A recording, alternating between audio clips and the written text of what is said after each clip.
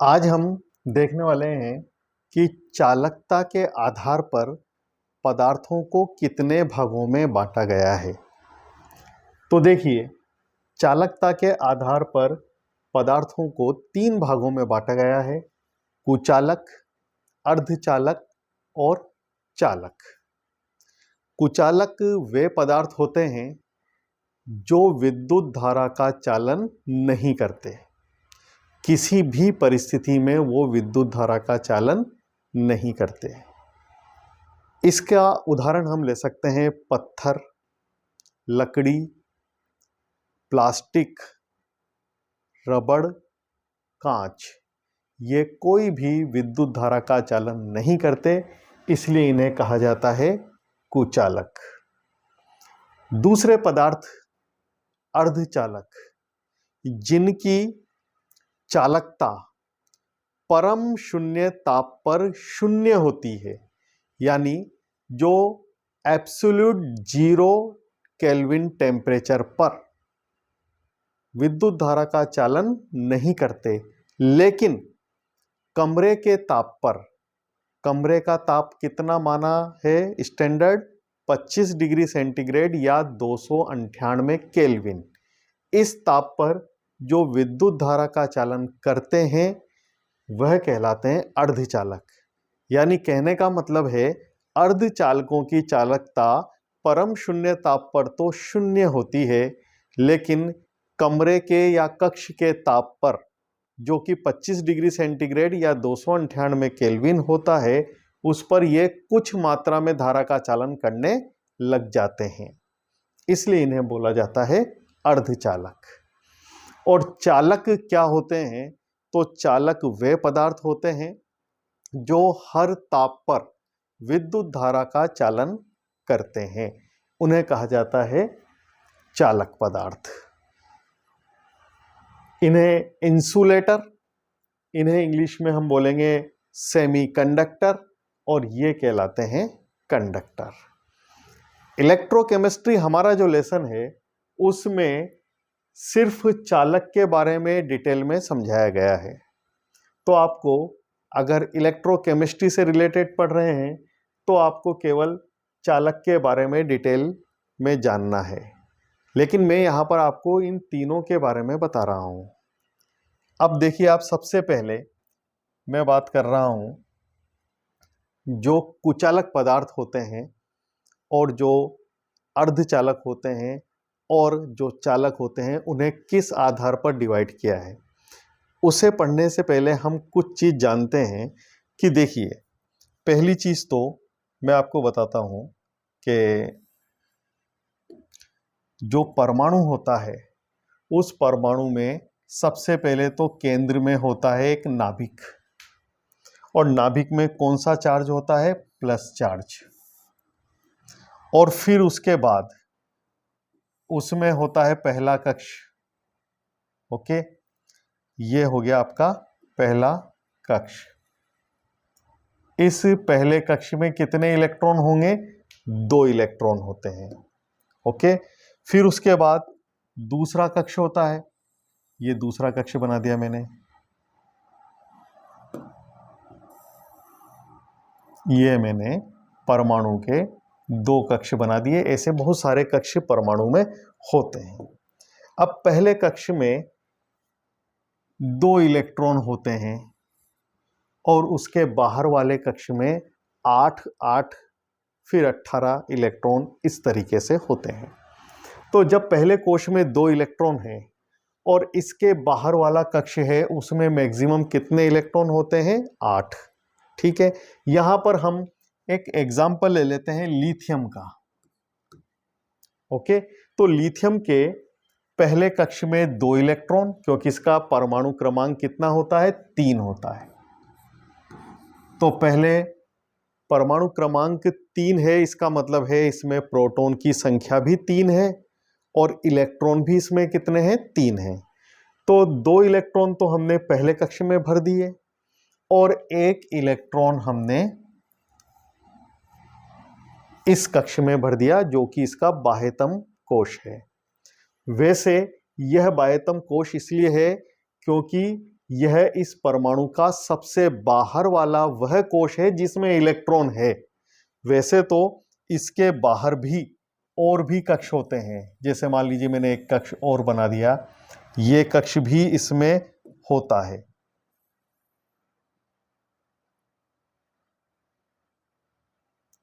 अब देखना आप, यहां पर अपन ने 3 कक्ष बना दिए। लिथियम में पहले कक्ष में 2 इलेक्ट्रॉन, दूसरे में 1 इलेक्ट्रॉन और तीसरा कक्ष कैसा है, एम्प्टी यानी खाली कक्ष है। ओके, अब देखिए, जब भी इलेक्ट्रॉन एक जगह से निकल करके दूसरी जगह जाएगा तो इलेक्ट्रॉन का प्रवाह होगा और इलेक्ट्रॉन के प्रवाह से ही धारा का चालन होता है। धारा का चालन 2 प्रकार के आवेशवाहक कर सकते हैं। अगर ठोस पदार्थ है तो इलेक्ट्रॉन धारा का प्रवाह करेंगे, और अगर विलयन प्रावस्था है तो धनायन और ऋणायन धारा का चालन करेंगे। यहां पर हम बात कर रहे हैं कि इलेक्ट्रॉन धारा का चालन कर रहे हैं तो इलेक्ट्रॉन का एक जगह से दूसरी जगह पर मूवमेंट होना चाहिए। अब बोलिए, बाह्यतम कक्ष का इलेक्ट्रॉन ही निकलेगा और वह कहीं जाएगा, अंदर वाले तो इलेक्ट्रॉन स्थायी हैं, वह कभी भी धारा चालन में भाग नहीं लेंगे।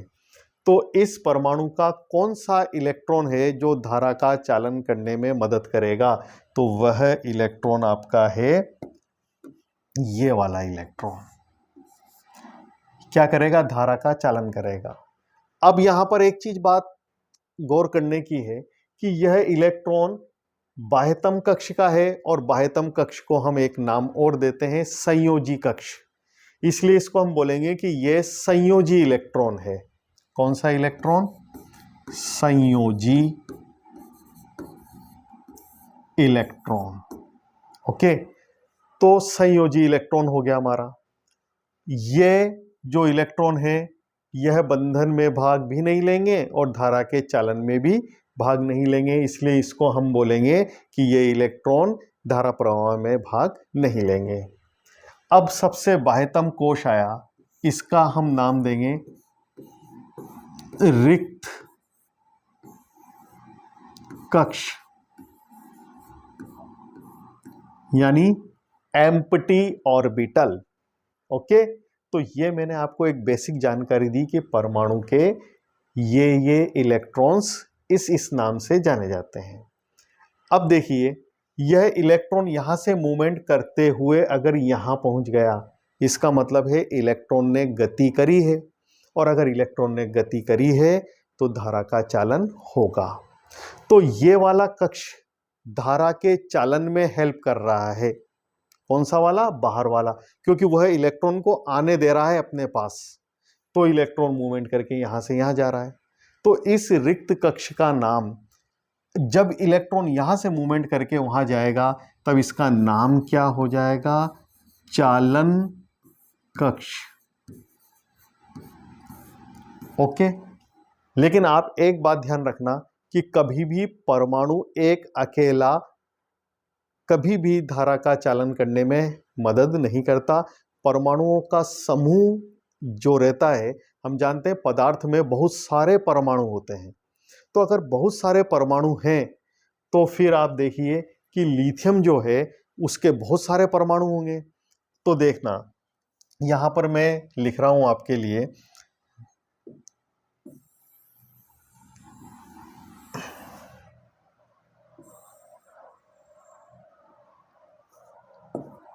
ये लिथियम, इसका 1s2 2s1 और 2p0 इलेक्ट्रॉनिक कॉन्फ़िगरेशन मैंने इसके अकॉर्डिंग लिख दिया। 1s2 2s1 और फिर उसके बाद 2p में क्या है, इलेक्ट्रॉन नहीं है, तो 2p0। अब ये एक ही परमाणु नहीं है, ऐसे बहुत सारे हैं, तो उसका इलेक्ट्रॉनिक विन्यास भी मैं लिखूंगा 1s2 2s1 2p0। ऐसे ही तीसरा परमाणु, उसका भी same configuration 1s2 2s1 2p0। तो इस तरीके से अपन जितने भी उस पदार्थ के अंदर परमाणु हैं सबका इलेक्ट्रॉनिक कॉन्फ़िगरेशन लिखते हैं। तो देखना होता क्या है कि ऐसे कैसे इलेक्ट्रॉनिक कॉन्फ़िगरेशन पूरे एक साथ लिखने में आएंगे, और ऐसे कैसे 2s 2s 2s कंटिन्यूटी में नीचे तक, और 2p भी बिल्कुल कंटिन्यूटी में नीचे तक लिखे जाएंगे। तो ये भी लिखने में नीचे तक पहुंच जाएंगे, ये भी नीचे तक पहुंच जाएगा। तो हम यूँ कहेंगे कि ये जो है पूरी की पूरी एक पट्टी यानी बैंड बन गया। अब आप चेक करना, मैं ये कह रहा हूं कि ये पूरा का पूरा क्या बन गया, एक बैंड बन गया, यानी एक सीधी पट्टी बन गई। तो मैं इसको ऐसे लिख देता हूं कि ये पूरी की पूरी किसकी पट्टी बन गई, 1s की। ये पूरी की पूरी पट्टी किसकी बन गई, 2s की। और ये पट्टी किसकी बन गई, 2p की। तो मैं इसको अगर ये कह दूं कि ये पूरी पट्टी यानी बैंड 1s बैंड कहलाएगा, तो ये कौन सा बैंड कहलाएगा, 2s बैंड। और ये कौन सा कहलाएगा, 2p बैंड। ठीक है। अब इस बैंड को मैं कह रहा हूं कि ये तो सबसे अंदर वाला बैंड है, ठीक है। तो इस बैंड का धारा चालन में कोई योगदान नहीं होगा, तो मैं इसे बोल देता हूं कुचालक बैंड।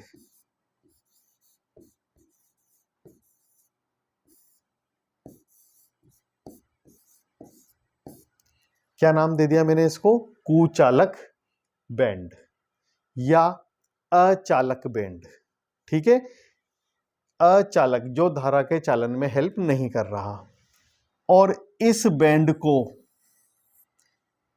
चूंकि ये संयोजी इलेक्ट्रॉन रखता है, इसलिए इसका नाम मैंने दे दिया संयोजी बैंड, जिसको इंग्लिश में हम बोलेंगे वैलेंसी बैंड। ठीक, तो ये हो गया हमारा कौन सा बैंड। अब मैं इसको वापस से क्लीन करके लिख देता हूं। देखिए, ये वाला तो हो गया हमारा अचालक बैंड, ये वाला हो गया संयोजी बैंड,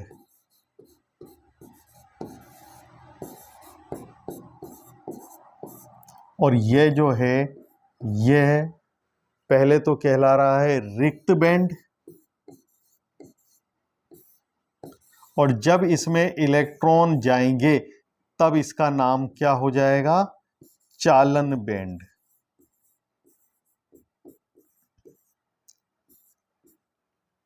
चालन बैंड कब, जब इलेक्ट्रॉन इसमें जाएगा। तो 3 प्रकार के बैंड हो गए। चालन बैंड को हम बोलते हैं कंडक्शन बैंड। यहां तक क्लियर। अब देखिए आप, मैंने इस बेस पर कुचालक, अर्धचालक और चालक को एक्सप्लेन किया है। देखिए, यह वैलेंसी बैंड है और यह है कंडक्शन बैंड यानी चालन बैंड। आपको याद था कि एक तो अचालक बैंड था, वो तो किसी काम का नहीं, और संयोजी बैंड जिसमें इलेक्ट्रॉन होते हैं और वो बाहर वाला कक्ष होता है, तो उसी का नाम हमने दिया था वैलेंसी बैंड। ओके।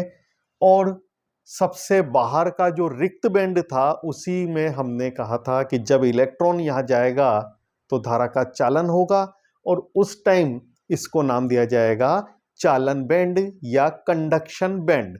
तो कंडक्शन बैंड को मैंने CB लिख दिया, संयोजी बैंड यानी वैलेंसी बैंड को मैंने VB लिख दिया। अब देखिए, VB में आप जानते हैं इलेक्ट्रॉन भरे रहते हैं। ये देख लीजिए, मैंने यहां पर इलेक्ट्रॉन लगा दिए।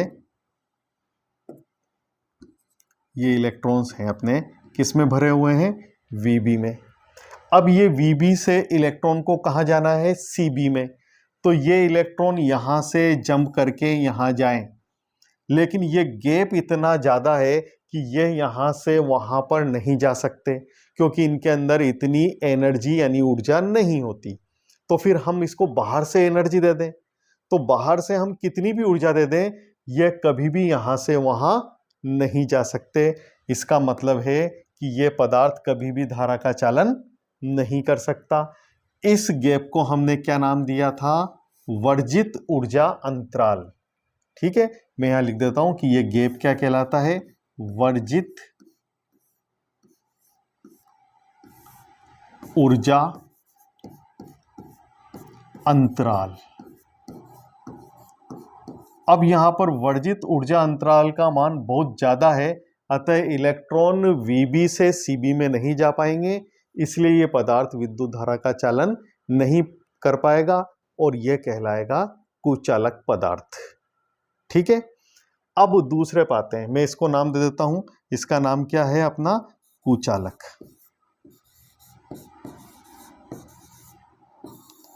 अब यहां देखें अपन, यहां पर भी वही Vb में इलेक्ट्रॉन भरे हुए हैं। अब इसको भी कहां जाना है, Cb में। लेकिन अगर परम शून्य ताप कर दें, यानी 0 केल्विन टेम्परेचर कर दें, तो इतने कम टेम्परेचर पर इनकी ऊर्जा बिल्कुल कम हो जाती है और यह यहां से निकल के Cb में नहीं जा पाते। लेकिन अगर हम टेम्परेचर 25 डिग्री सेंटीग्रेड या जिसको हम केल्विन में लिखते हैं 298 केल्विन, यह कर देते हैं, यह कक्ष ताप या रूम टेम्परेचर कहलाता है। तो इस ताप पर Vb से इलेक्ट्रॉन कहां जाते हैं, Cb में, क्योंकि इनके अंदर थोड़ी बहुत एनर्जी आ जाती है और इलेक्ट्रॉन Vb से निकल के कहां पहुंच जाते हैं, Cb में, और इसका मतलब है कि ये धारा का चालन करने लग जाते हैं, लेकिन बहुत ही कम मात्रा में ये धारा का चालन करते हैं। ओके, तो ये हो गए हमारे पदार्थ अर्धचालक। तो हम यूं कह सकते हैं कि अर्धचालक वे पदार्थ होते हैं जो परम शून्य ताप पर तो बिल्कुल कुचालक की तरह कार्य करते हैं, लेकिन कक्ष के ताप या रूम टेम्परेचर पर यह कुछ मात्रा में विद्युत धारा का चालन करने लग जाते हैं। ऐसे पदार्थ कहलाते हैं अर्धचालक, और इनका उदाहरण है हमारे जर्मेनियम और सिलिकॉन।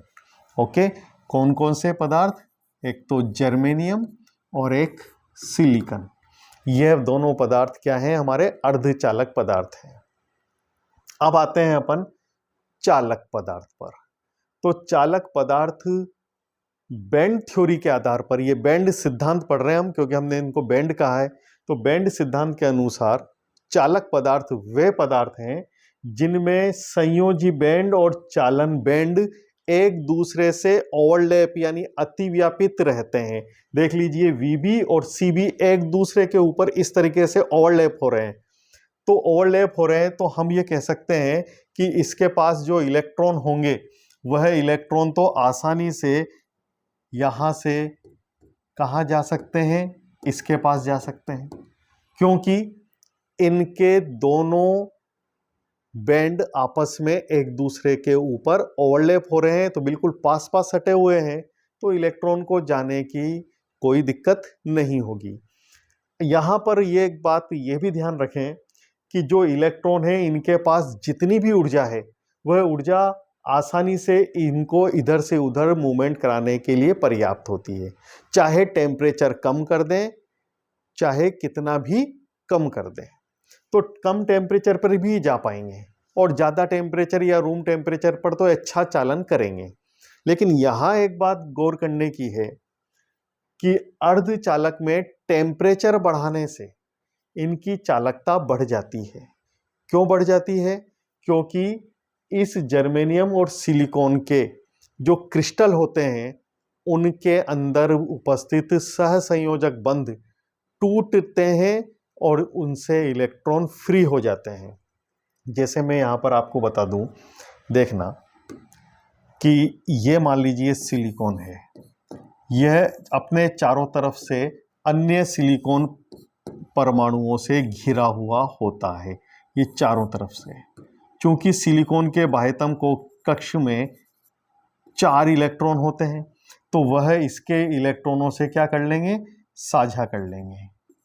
ये मान लीजिए इन्होंने एक बंध बना लिया, ऐसे ही एक बंध ये इधर वाले सिलिकॉन से बना लेगा, ऐसे ही यह बंधन ऊपर वाले सिलिकॉन से बना लेगा और नीचे वाले से भी ये बंध, ये चलता ही रहेगा, इधर भी ऊपर की तरफ, तो ये बंध बनते रहेंगे। अब ये पूरा बन गया सिलिकॉन का क्रिस्टल। अब आपने इसको जब परम शून्य ताप पर रखा तब तो ये सारे बंध क्या रहेंगे, स्थायी यानी स्टेबल रहेंगे। लेकिन जैसे ही इनको रूम टेम्परेचर दिया तो रूम टेम्परेचर पर आते से ही इनके ये जो बंध हैं वो टूटेंगे और ये जो इलेक्ट्रॉन थे वो फ्री हो जाएंगे। जैसे मान लीजिए आपने इनको टेम्परेचर दिया और ये वाला बॉन्ड टूट गया, तो कितने इलेक्ट्रॉन फ्री हो गए यहाँ से? 2 इलेक्ट्रॉन। अब इनका टेम्परेचर थोड़ा सा और बढ़ाया, रूम टेम्परेचर 25 डिग्री सेंटीग्रेड की जगह हमने 28 डिग्री सेंटीग्रेड कर दिया, तो हो सकता है दूसरा ये वाला बॉन्ड भी टूट जाए। अब 2 इलेक्ट्रॉन ये फ्री हो गए, तो इलेक्ट्रॉन की संख्या टेम्परेचर बढ़ाने से बढ़ती जा रही है। कौन से इलेक्ट्रॉन? फ्री इलेक्ट्रॉन यानी मुक्त इलेक्ट्रॉनों की संख्या बढ़ती जा रही है, और मुक्त इलेक्ट्रॉन की संख्या यहां बढ़ जाएगी तो वो इजीली कहाँ जाएंगे? सीबी में, और धारा का चालन ज्यादा होने लग जाएगा, यानी हम कह सकते हैं चालकता बढ़ जाएगी। तो अर्धचालकों की चालकता ताप बढ़ाने से क्या होती है? बढ़ जाती है। अब चालक की बात करें तो चालक पदार्थों में भी ताप बढ़ाने से चालकता बढ़नी चाहिए, लेकिन यहां ताप बढ़ाने से चालकता कम हो जाती है। कम क्यों होती है? देखना, यहां पर क्या होता है कि इलेक्ट्रॉन तो बहुत ज्यादा होते हैं किसके पास? जो भी हमारा चालक पदार्थ है उसके पास ऑलरेडी यानी पहले से ही बहुत सारे इलेक्ट्रॉन होते हैं, और वो आराम आराम से वीबी से कहाँ जाते रहते हैं? सीबी में। ठीक है, और धारा का चालन करते हैं, यानी इनमें चालकता का गुण बहुत अच्छा होता है। लेकिन अगर हम चाहें कि इनका टेम्परेचर बढ़ा दें जैसे हमने यहाँ बढ़ाया था, तो वैसा टेम्परेचर बढ़ा देंगे तो इनकी चालकता का मान पहले से भी कम हो जाएगा। अब क्वेश्चन ये उठता है कि कम क्यों होगा? तो कम इसलिए होता है कि ये बहुत सारे इलेक्ट्रॉन एक साथ तेजी से भाग करके कहाँ जाने लगेंगे? सीबी में। और जब ये यहाँ जाएंगे तो इतने सारे क्राउड, इतनी सारी भीड़ वाले जो एक साथ इलेक्ट्रॉन जा रहे हैं, तो एक दूसरे से टक्करें बहुत ज्यादा होंगी, और टक्कर ज्यादा होने पर इनका डायरेक्शन प्रॉपर ऊपर की तरफ ना होकर के कुछ इधर चल जाएंगे, कुछ इधर चल जाएंगे, कुछ इधर चल जाएंगे, यानी इनका रैंडमाइजेशन यानी यादृच्छिक गति करने लग जाएंगे। यादृच्छिक गति मतलब इधर उधर, है ना, मनमौजी गति।